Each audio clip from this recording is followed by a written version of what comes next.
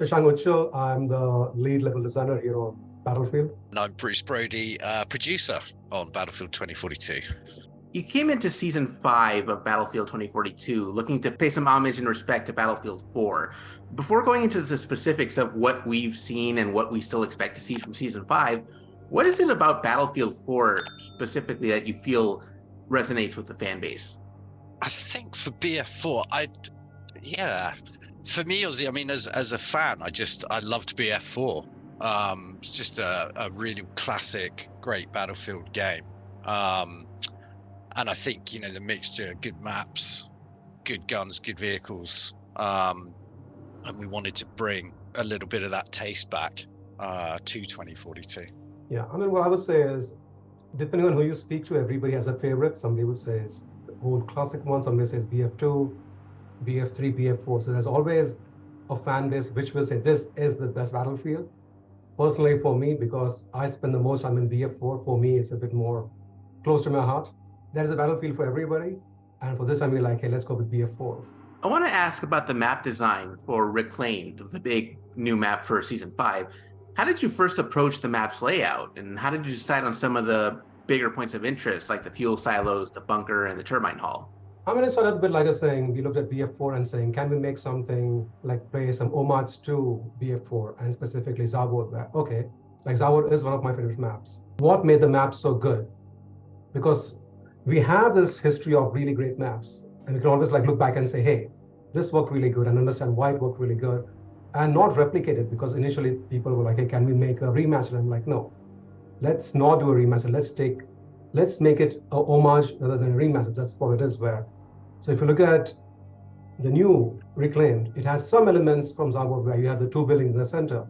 We also have a bunker which was on Zavod as well, and it has some open spaces as well. And the scale is similar to that as well. So there is a lot of similarities, and that was the base foundation, but then all the details are completely brand new. I also want to ask about the supply drop and the usage of destructible trees.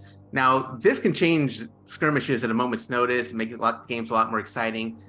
Is the greater focus on destructibility just something that helped you in paying those homages to BF4, or is this something that the team hopes to keep in mind going forward with map designs that come beyond Season 5?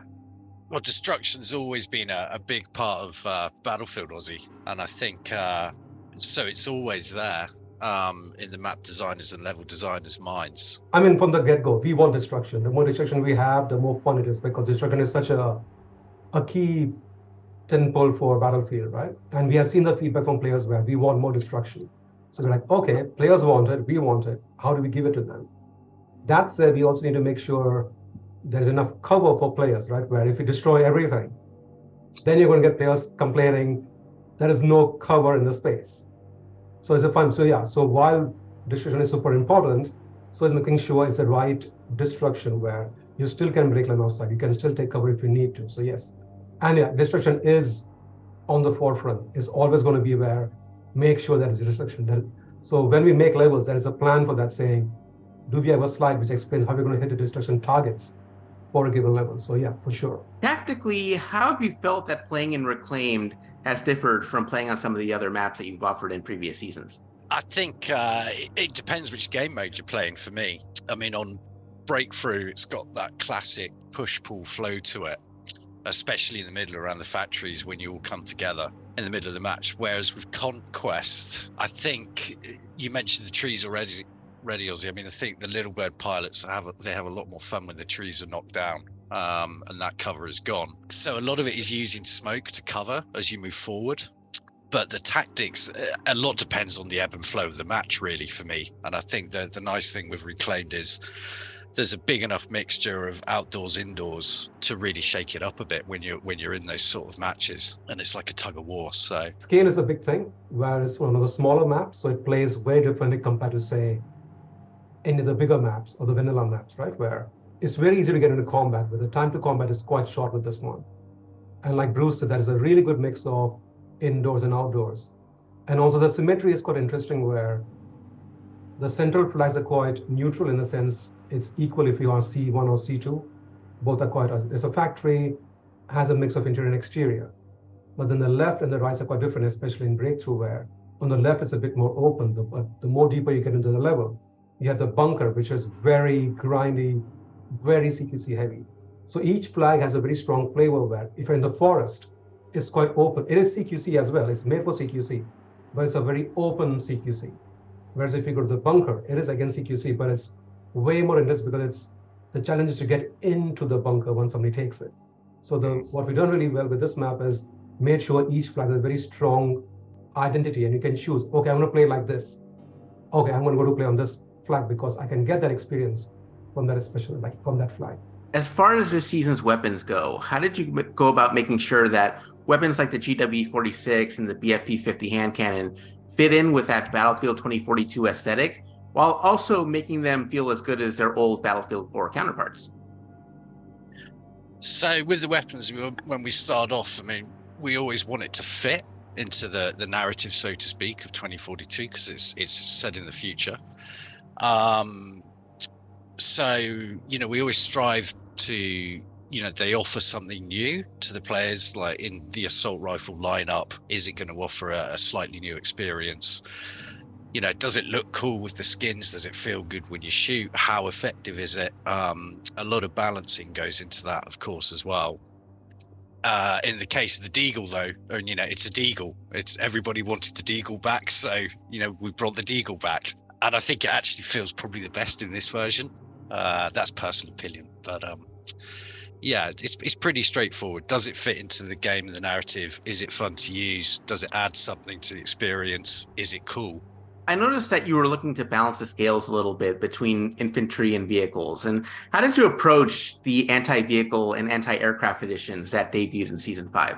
I mean, it's something we want to bring back. It's always been in the pocket where we have this. What can we do with it?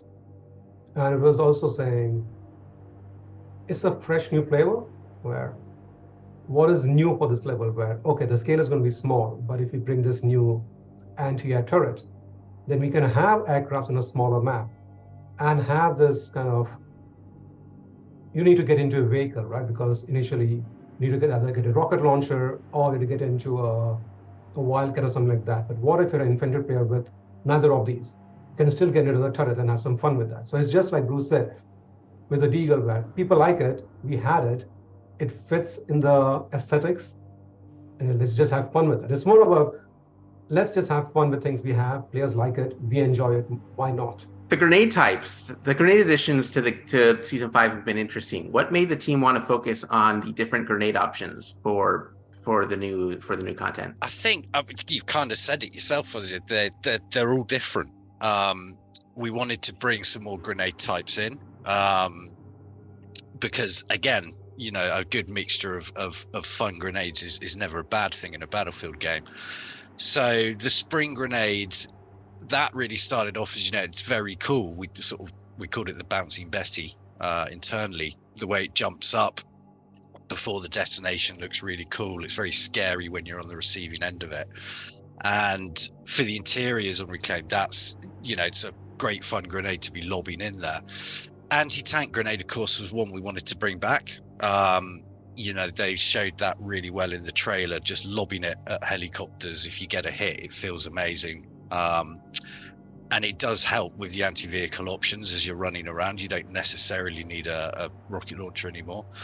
And then, of course, the mini grenade, we just wanted that range, really, so that you could throw it faster and further than the regular grenades. And again, that just gives more options to our players, more grenade types to bring into it. You know, more crazy moments on the battlefield, basically. What was the team's approach on the squad management system? And do you feel this aspect of the game is in a good place, or are you looking to make improvements in the near future? The squad management, I mean, it's something that's so important, playing in a good squad in Battlefield. Again, it's kind of a foundation of the game.